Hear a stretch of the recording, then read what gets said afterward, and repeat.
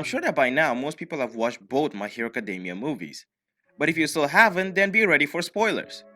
In this video, I'll be discussing about both movies overall, about the good points and the bad points. Although personally, I haven't seen many bad points in these movies. Anyway, the first movie, Two Heroes, focused mostly on All Might, Deku, and a few students from Class 1A. And those were mainly the top dogs in that class. Those being Bakugo, Uraraka Aida, Momo, Kirishima, Todoroki, Mineta, Kaminari, and Jiro.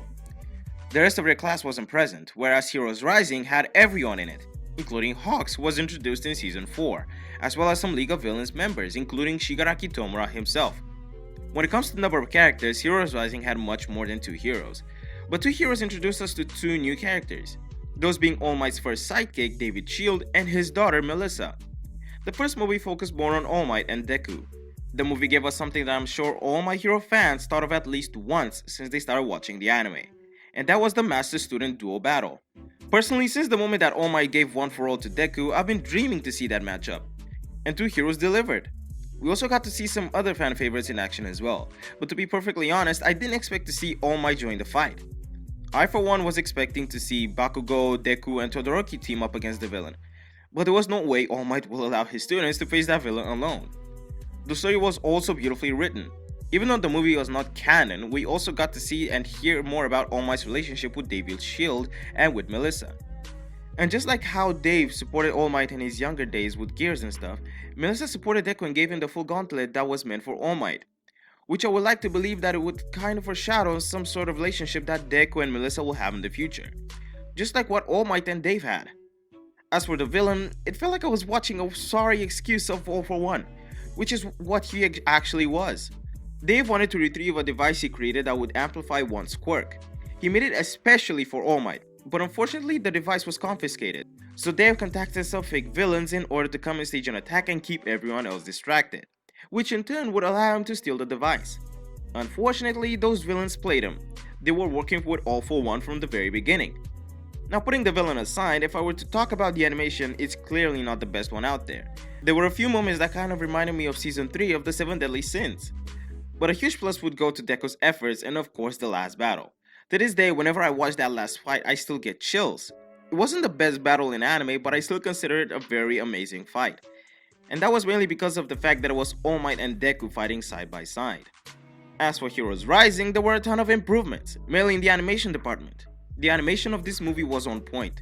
You could clearly see that they paid more attention to detail than in Two Heroes.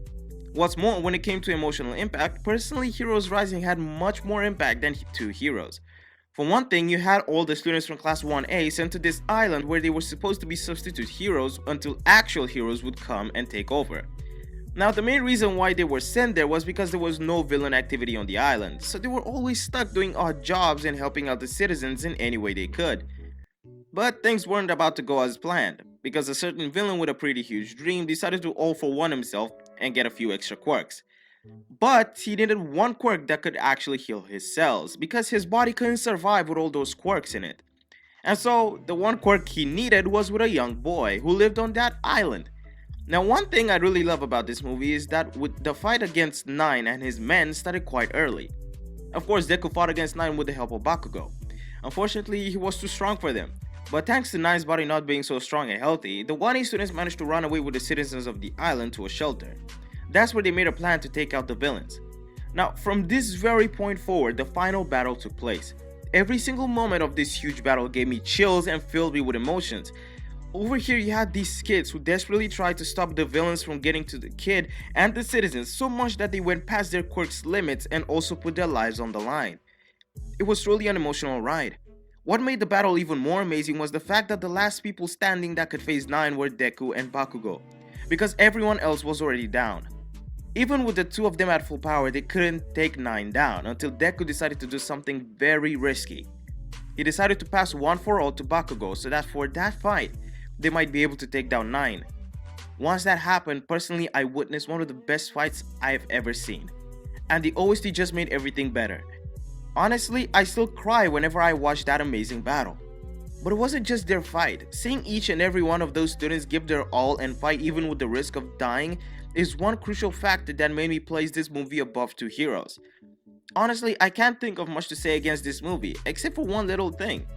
And that would be the explanation for One For All staying in Deku's body. I feel like they just needed some sort of explanation as to why One For All stayed with Deku and went for one of the most cliche answers out there. In other words, plot. But other than that, this movie was perfect for me. If I were to rate both movies, Two Heroes would be a 7.5 out of 10, while Heroes Rising would be a 9.5 out of 10. If you guys have anything else you want to add to what I said or want to express your opinions on these two movies, then just comment down below. With that being said, I hope you guys enjoyed this video, and if you did, don't hesitate to comment, like, and subscribe. Well, weebsters, that's been all from me. I've been Hirito, and I will see you all next time. Jane!